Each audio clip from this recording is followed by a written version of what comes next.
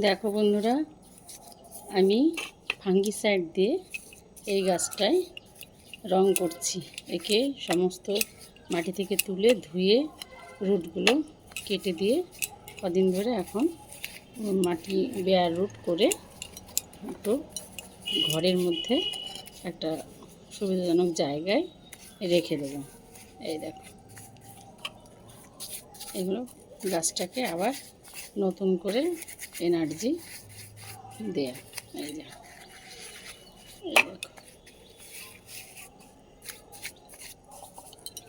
রং তুলে দিয়ে এখন গাছে রং করতে বসেছি।